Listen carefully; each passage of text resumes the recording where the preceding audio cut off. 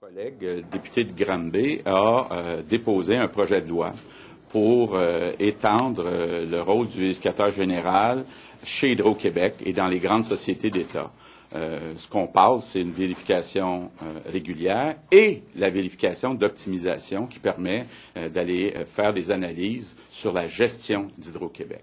Je pense qu'actuellement, il y a beaucoup d'indices qui nous portent à croire et qui devraient inquiéter l'ensemble des Québécois et le gouvernement sur ce qui se passe chez Hydro-Québec. D'abord, rappelons que Hydro-Québec a acheté pour 1 milliard de dollars d'équipements pour se rendre compte que finalement l'équipement pour la rénovation de Gentilly 2 ne sera pas utilisé. Donc, une perte sèche d'à peu près 1 milliard de dollars. Rappelons-nous, on l'a entendu encore hier, le président Thierry Vandal, qui semble maintenant avoir des amitiés avec le Parti québécois, nous apprend que suite à des décisions libérales, il y a des surplus d'électricité qui vont coûter plus d'1 milliard de dollars aux Québécois. Bon, on a annulé les projets de mini-centrales, sauf Val-Jalbert. On ne comprend pas pourquoi, nous, on était partisans d'annuler tous les projets de mini-centrales. On a appris aussi, puis c'est François qui a fini, après plusieurs questions, à avoir la vérité de la part de Thierry Vandal, que l'UPAC est chez Hydro-Québec pour analyser la façon dont les contrats ont été donnés dans l'immense projet de la Romaine. Et je rappelle aussi que durant la campagne électorale, on avait suggéré de réduire le nombre d'employés de 4 000 chez Hydro-Québec pour faire des économies de 600 millions. Or, le gouvernement semble avoir accepté la moitié de notre proposition, même s'il s'y opposait durant la campagne électorale, avant de faire des coupures, là. Et puis c'est important de le rappeler, là, actuellement, on parle de coupures de 40 millions de dollars en recherche et des coupures de 124 millions de dollars récurrentes qui commencent dès cette année, l'année 2012-2013, dans les universités. Il faudrait au moins aller faire des gains d'efficacité chez Hydro-Québec. Donc, je pense que c'est urgent que le vérificateur général aille chez Hydro-Québec. Bon, on a vu avec la motion qu'on a déposée tantôt que la plupart des députés du Parti libéral étaient contre, donc appuyaient la position de Raymond Bachand. Il y a Pierre Moreau qui a déjà dit que lui était favorable à ce qu'on étende le rôle du vérificateur général chez Hydro-Québec. Le Parti québécois, lorsqu'il était dans l'opposition, était d'accord pour étendre le rôle du vérificateur général à Hydro-Québec. Même maintenant, il semble plus pressé de le faire. Je pense qu'il y a une urgence. C'est très inquiétant, la situation chez Hydro-Québec. Et il est temps que le vérificateur général se mette le nez chez Hydro-Québec. Je ne veux pas vous contredire, M. Legault, mais dans le dernier budget, c'est inscrit, projet de loi Omnibus, que le vérificateur général va pouvoir aller enquêter chez Hydro-Québec. Là, vous arrivez avec un projet de loi qui dit la même chose que le projet de loi Omnibus. Ouais. Est-ce que le vérificateur général est chez Hydro-Québec actuellement? Est-ce qu'il a le droit de faire de la vérification d'optimisation, donc revoir les processus de gestion? Non, ce n'est pas fait actuellement par le vérificateur général. Donc, pourquoi le vérificateur général n'est pas chez Hydro-Québec actuellement? Ça doit être fait rapidement. Il est écrit. Il est écrit optimisation. On a un projet de loi qui se contente d'adopter ce nouveau rôle au vérificateur général. Donc, le projet de loi pourrait être adopté demain, si le Parti québécois est d'accord.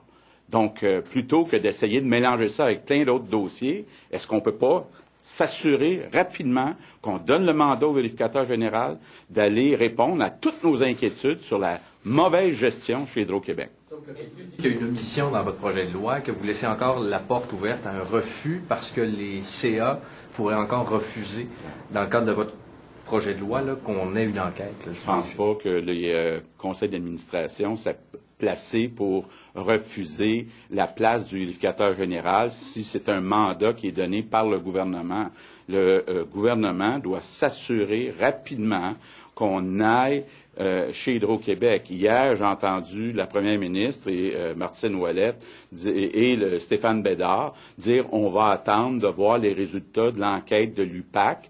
C'est comme si on entendait le Parti libéral l'année dernière qui disait surtout ne touchons à rien, attendons les rapports de police. Il Écoutez, là, il y a des problèmes d'efficacité, il y a des problèmes de corruption, il y a des problèmes de décision qui coûtent des milliards de dollars à cause des surplus, à cause de l'équipement inutile qu'on a acheté. Je pense qu'on n'attendra pas la police. Là. Il y a aussi des problèmes de gestion chez Hydro-Québec.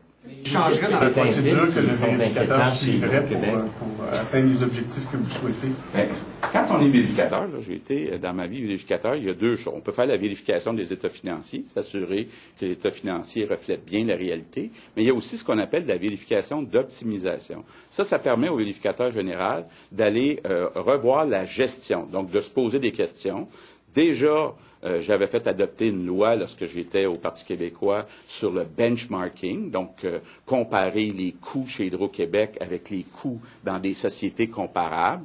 Il n'y a pas eu vraiment de résultat de ces analyses-là. Je pense qu'il est temps, là, puis le vérificateur général aurait toutes les compétences pour aller s'assurer qu'on regarde comme il faut la gestion chez Hydro-Québec. Parce que vous parlez de mandat du gouvernement, j'essaie de comprendre. Bien, là, ce qu'on fait, c'est qu'on donnerait, avec le projet de loi, la possibilité au vérificateur général d'aller faire de la vérification d'optimisation chez Hydro-Québec, ce qu'il n'a pas le droit de faire actuellement.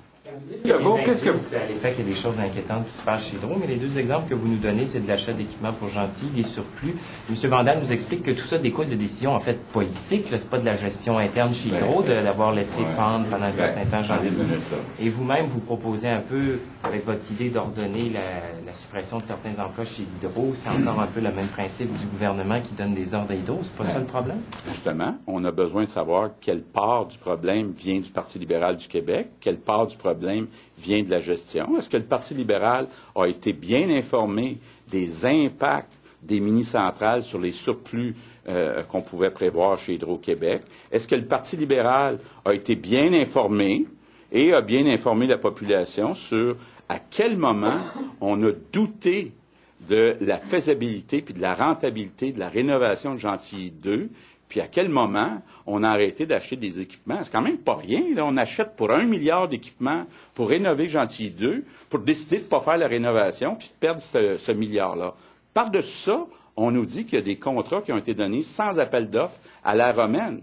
Donc, là, c'est pas juste une question de police, c'est une question aussi de gestion. Puis, on l'a dit durant la campagne, quand on compare les coûts d'Hydro-Québec, le nombre d'employés compte tenu du nombre de kilomètres de réseau qu'on a chez Hydro-Québec, on considère, nous, qu'il y a 600 millions de dollars de trop sur 2,6 milliards de dépenses de fonctionnement, qu'il y a 4 000 employés sur 23 000 de trop par rapport à ce qu'on pourrait faire dans une société efficace.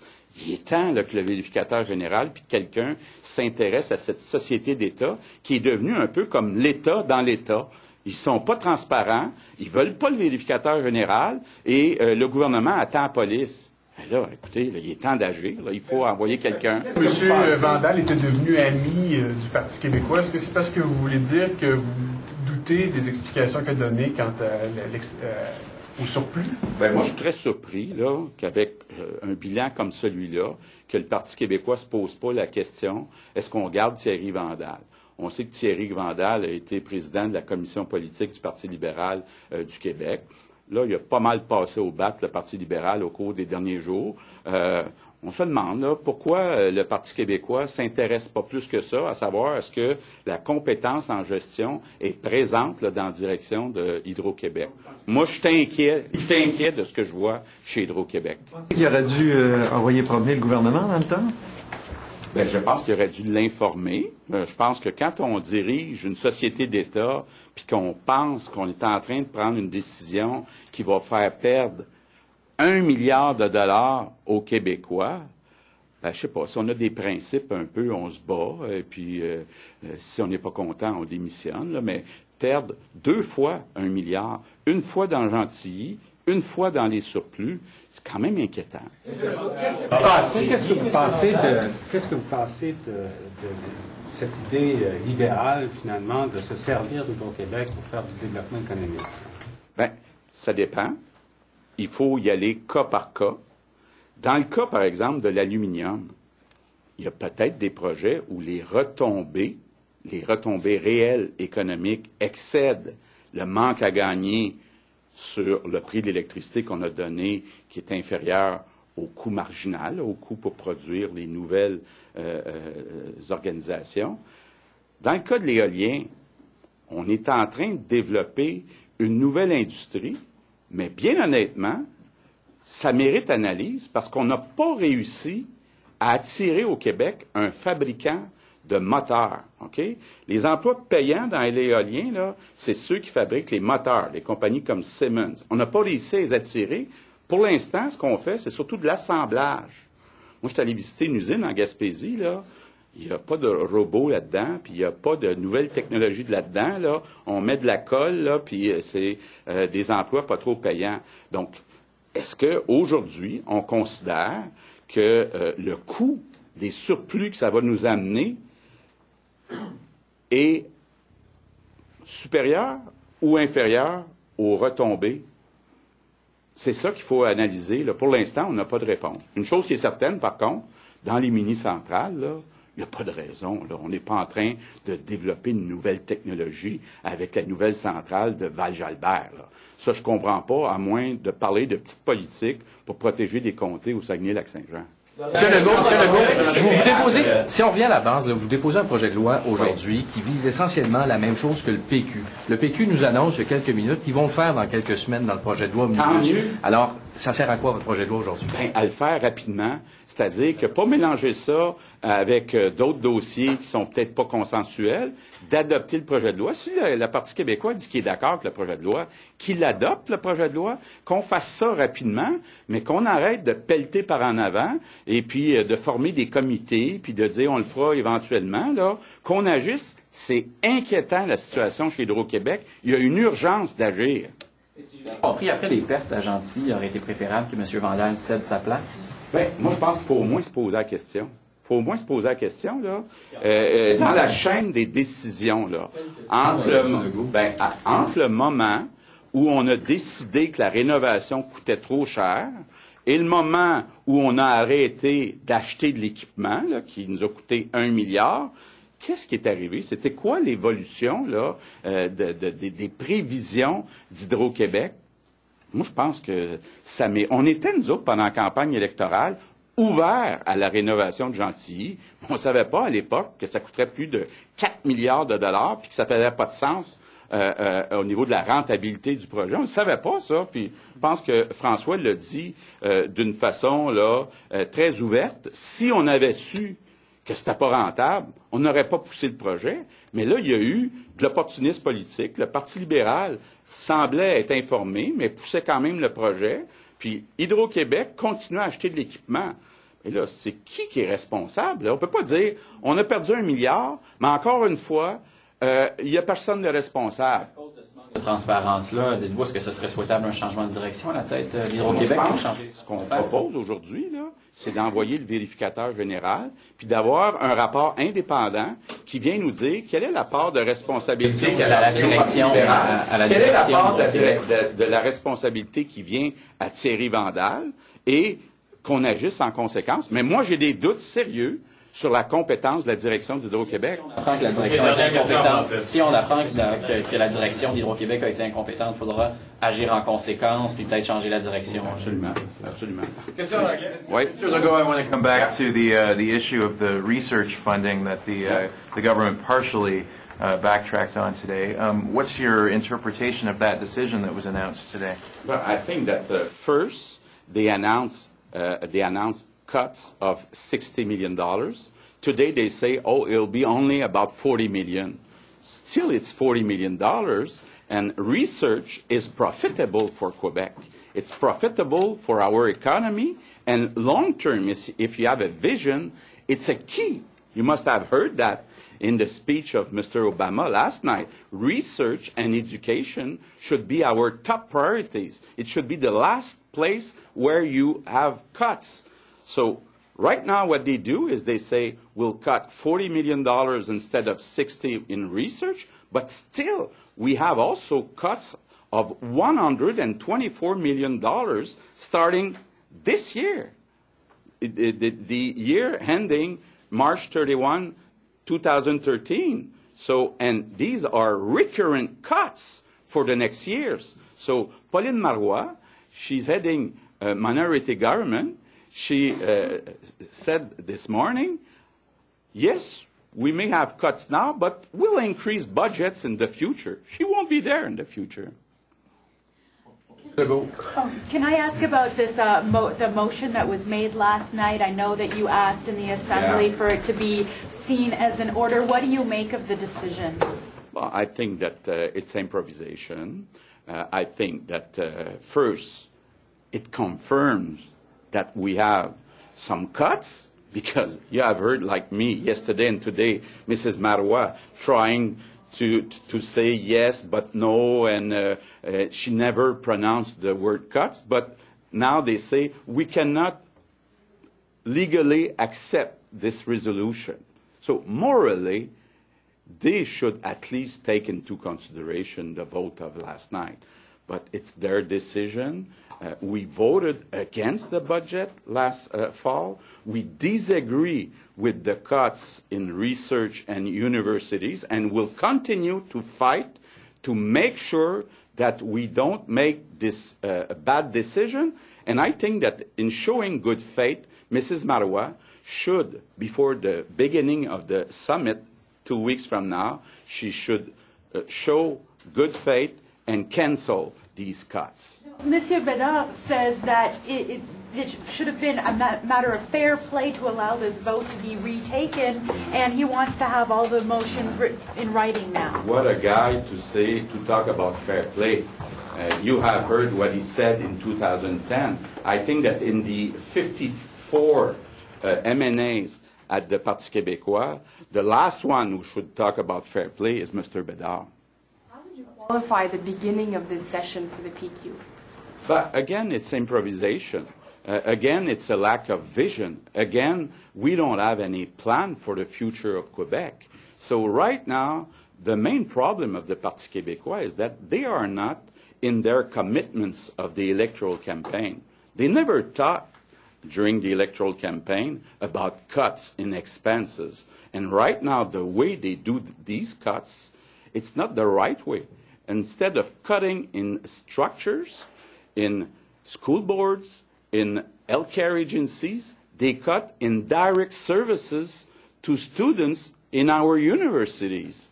It doesn't make sense. It's no vision. They've adopted this motion by accident. 2 MNAs were caught sleeping. What do you make of that? Yeah, I think that right now, I think that some people are not excited at the Parti québécois of the plan that they tabled for the population of Quebec. That's the less we can say. Monsieur Legault, wouldn't this Auditor General with the Hydro-Quebec, wouldn't this be an opportunity to cooperate with the PQ minority government? Sure. Why don't you do that and just support their... We are ready to adopt the bill tomorrow, and that's why François Bonnardel tabled this bill this morning, because we think it's urgent. With all what we saw at Hydro-Quebec, buying $1 billion of equipment for the renovation of Gentilly 2 and scrapping this equipment doesn't make sense. To say yesterday, to hear from the President that we'll have surpluses of more, that will cost more than $1 billion to Quebecers, it doesn't make sense. To hear that the police is checking contracts in La Romaine, it brings some questions. We said during the electoral campaign that to be efficient, Hydro-Quebec should cut $600 million in their expenses. I think it would make more sense to cut this $600 million than to cut in universities and in research. So let's go and push. Don't wait for the police. Stéphane Bédard said yesterday, we wait for the police. We're talking about bad management. So we think that even in the opposition, the Parti québécois was for. They put that in a bill, including other matters also. So let's move, and it's urgent that we send the general auditor at Hydro-Quebec. What is the difference between the two, your bill and the one that the PQ will pass? Our bill is only on this subject. But anyway, I think that we should sit, we are ready, Gérard Deltel and Stéphane Bédard, they should sit together and adopt tomorrow a bill together which would give a new role to the general auditor to go at Hydro-Québec having some optimization audit, not only a regular audit, but optimization audit also. Merci.